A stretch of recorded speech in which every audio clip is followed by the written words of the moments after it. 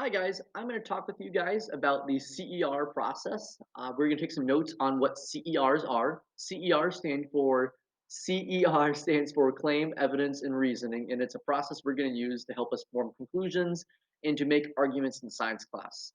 This process will also be used in language arts, social studies, and for the rest of your life, quite honestly, whenever you're forming a persuasive argument. So while we're taking these notes, I want to make sure that you have your note sheet out. To get to that note sheet, it should be on day 11, and I'm going to try to push me to the side over here, and hopefully I can make this a little smaller. There we go, and I'll put me off to the side over here. So to get to those, you're going to want to make sure you're on the day 11 Google HyperDoc, and you'll click on the Claim Evidence Reasoning note sheet right here, and it should pop up a note sheet that looks like this. So while we're going through this video, please make sure you're filling in the blanks on these different note areas on the forced copy note sheet. Okay, let's go ahead and get started. So to teach about claim evidence reasoning, I use a murder mystery. And what'll be cool is that in our Zoom meeting after school today, we will be talking about this scenario that you see in this picture right here to help teach you a bit about the CER process. But we'll talk about this after school. Okay. So for the time being, let's go ahead and talk about this. So when we do a claim evidence reasoning, what we're doing is we're finding out what is an argument that we're trying to make. We're providing evidence for that argument. And then this in-between part right here, right, where this arrow right here is pointing at this in-between part, that is our reasoning, okay? And our reasoning is going to be the why. That's why this arrow is not pointing at the evidence. It's not explaining, it's not saying why for the claim or why for the evidence. But instead, what it's saying why to is why does the evidence fit with the claim, right? This in-between arrow, why are they connected? So when we're doing a CER, you need to have reasoning for each piece of evidence as why. And notice we have multiple pieces of evidence, we're going to have multiple reasonings. And notice they should all go to the same conclusion or the same claim. So on your note sheet, let's talk a little bit about what claim, evidence, and reasoning mean. So the claim is the answer to the question you're trying to find out. Right? The claim is the answer to the question you're trying to find out. And usually we find that is the easiest for you guys to understand. That's the easiest for students to get. Okay, the evidence which we've talked about in class, evidence, remember, comes back from that what is science PowerPoint we did where we talked about what evidence usually is. Remember, evidence is data or information, and it can be qualitative or quantitative.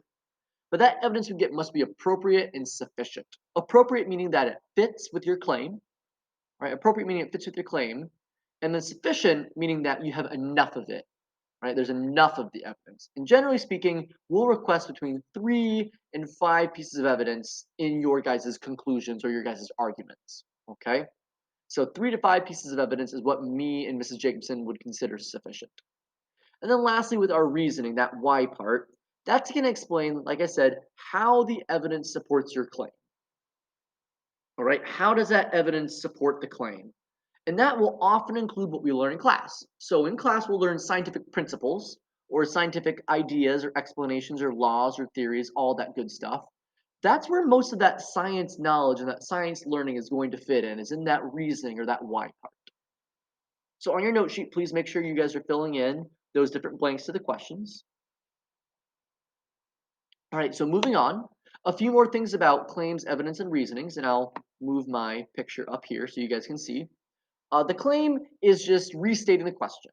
All right, so when you write down your claim, you want to restate the question and answer it in a complete sentence. And I believe these notes are on the second page of your guys' note sheet. So restate the question and answer it in a complete sentence. With your evidence, you want to prove how you know your claim.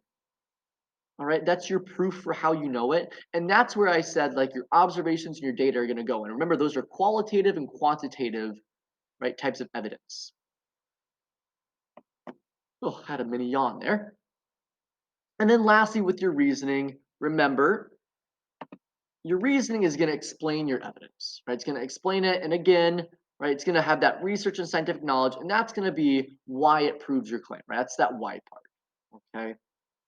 To give you a few examples, um, your claim could be, I think that Drake University is the best college in the country, right? And if I ask you the question, what is the best college in the country? You would respond with your claim, right? You'd restate, I think blank is the best college in the country, right? In one complete sentence. And then you provide evidence for that. and then explain why you picked out that evidence and why it makes Drake the best. Okay, so that's an example of CER. I'm going to go ahead and move to the compare and contrast here. So we'll talk about this a little bit more after school with that murder mystery, but in our compare and contrast, we're going to see two claim evidence reasonings here.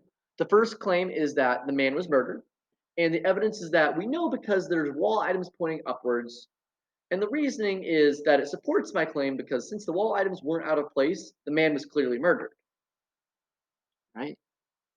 And then our second CER is right here, and it says, claim the man was murdered.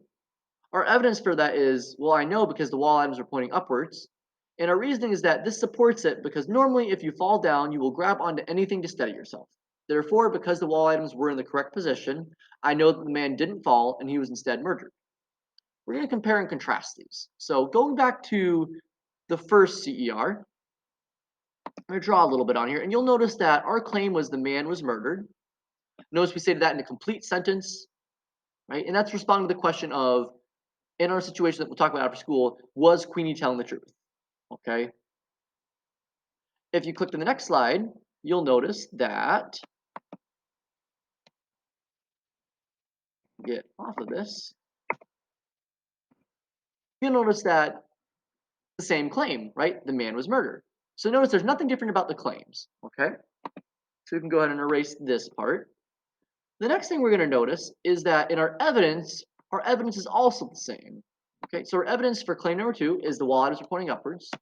And that's the same evidence that we have for claim number 1, or for evidence number 1, that are pointing upwards. So we know that wherever our comparisons are going to come are from our reasoning. So let's talk about that. I'm going to underline some things in here. I want you guys to tell me or share out with me what you think is interesting. So I'm going to underline this. The wall items weren't out of place. What is that similar to that we've already talked about on this CER? You'll notice that this statement is just re-giving us the evidence, right? The wall items weren't out of place. The wall items were pointing upwards. It's the same thing. Now, I'm going to underline this statement. The man was clearly murdered. What does that look similar to? Well, that looks very similar to this. So notice how in this CER, we just restated two things, right? We just restated our claim and evidence after we just said them. So we didn't learn anything new. This didn't tell us anything about a why part. That just told us, hey, we've got claim, right? We've got evidence, and I'm going to restate them here real quick, right? That did not tell us anything new that we needed to know, okay? So I'm going to erase these now, and we're going to go over to the next CER that we read aloud, and then we're going to look at that reasoning and see how it compares to this. But right now, is this CER that we read, number 1 here, very good? Probably not, right? It's not very good right now. So let's read this one, okay? So looking at this, again, we have this evidence supports my claim because normally if you fall down, so notice it has something different here. It says, normally, if you fall down, you will grab onto anything to steady yourself. Notice that statement right there is going to link together these two things, right? That statement of what would normally happen if you fall down is linking together why the wall items pointing upwards means that he's murdered. And we'll talk more about this again, like I said, after school in our Zoom. But notice how we gave that why part, that explanation that really answers how these two things fit together, okay? And then we restated that because they were in the correct position, we know he didn't fall and he was instead murdered. So we link it back again, okay? That has much more meaning to it.